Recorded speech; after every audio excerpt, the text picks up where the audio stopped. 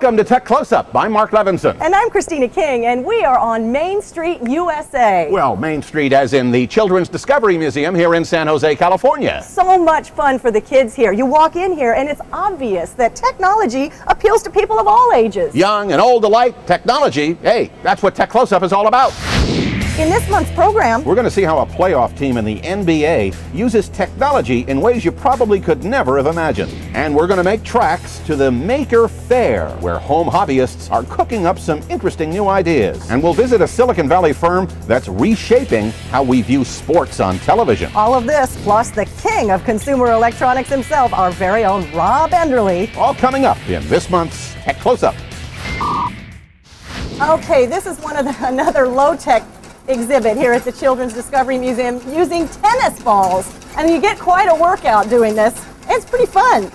Tennis makes me think of sports. You know, one of the most interesting stories of the year in the sports world involves the stunning upset of the Golden State Warriors over the top-ranked Dallas Mavericks. What does that have to do with technology, you ask? Well, plenty. And it all starts with the Warriors' radio voice of Tim Roye.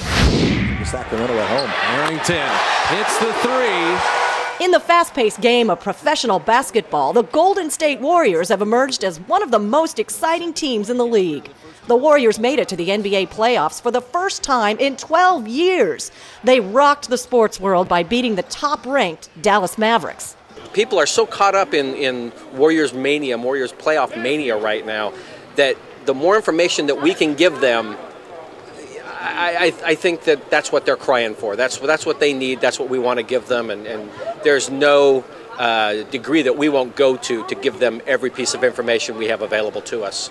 And presiding over the craziness from his spot above the basketball floor at the Oracle Arena is longtime radio voice of the Warriors, Tim Roye.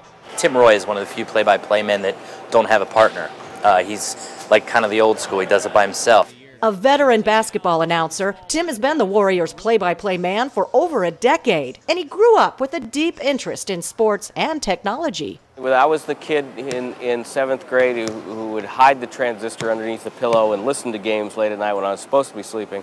What many fans who listen to Tim and the play-by-play broadcasts may not realize is that he depends on a variety of high-tech tools to make the basketball action come alive. With all the broadcasts that I've worked with, and I've worked with Oakland Raiders, I've worked with the San Francisco 49ers, I've worked with all the college teams here, this is far and away the most technology-savvy broadcast. What we like to do is use technology to our advantage. If we can get a soundbite off a FTP site from, say, the Miami Heat, and we can use it in our broadcast, we'll go ahead and do that. In every game, sound bites from interviews with players and coaches are preloaded onto laptop computers and are easily called up by a technician supporting Tim during the game. We used to use an analog phone system where you'd get an overnight board operator at a radio station saying 3, 2, 1 and feeding highlights, and now that's so yesterday.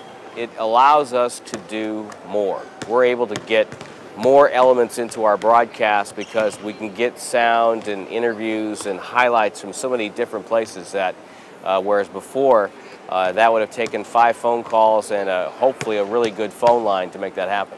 Text messaging plays an important role as information can be easily accessed and relayed while the game is in progress. RC had heard me talking about the fact that a player on Minnesota was one of the better players ever to come out of Ole Miss, University of Mississippi.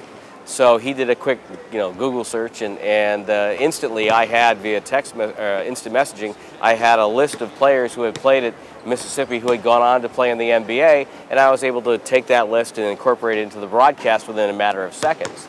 As technology moves forward, I don't see any reason why radio wouldn't try to keep pace. The availability of file sharing and high-speed internet connections are transforming how Tim and the Warriors prep for broadcasts, especially during those long road trips away from the Warriors' home arena. It saves me time because in the old days, give you a case in point, we do a weekly show on the Warriors and the NBA. In the old days when we would travel with a team, I'd have to find a studio, a radio station, an open studio, maybe an engineer, hire that engineer for an afternoon and spend 4 or 5 hours at a station just to do one 1-hour show.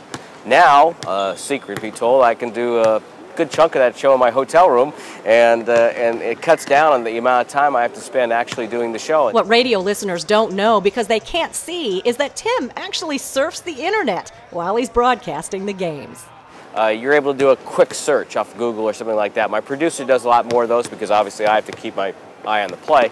But we're able to do that, and via using instant messaging or text messaging, some places we're able to communicate and maybe add that little extra nugget of information that kind of ties up what we're talking about into a nice little bow. The Warriors' use of technology in broadcasts has placed them in the upper ranks of Bay Area sports teams and is getting noticed around the NBA. And I think that as other teams begin to become aware that this is happening, and I know that they are, because I'm working with them, they become interested, and maybe will be something that the NBA, that will be seen throughout the NBA. Nobody does what the Warriors do. Nobody does it to the degree that the Warriors do it. Going back 20 years, 10 years with the Raiders, with the A's, with the Giants, other teams, yes, their information flow, their information access is better. It's not where the Warriors are today. The Warriors have made leaps and bounds beyond what anybody else is doing. So the next time you listen to a radio broadcast of the Golden State Warriors, remember that the information you're hearing is probably only a mouse click away.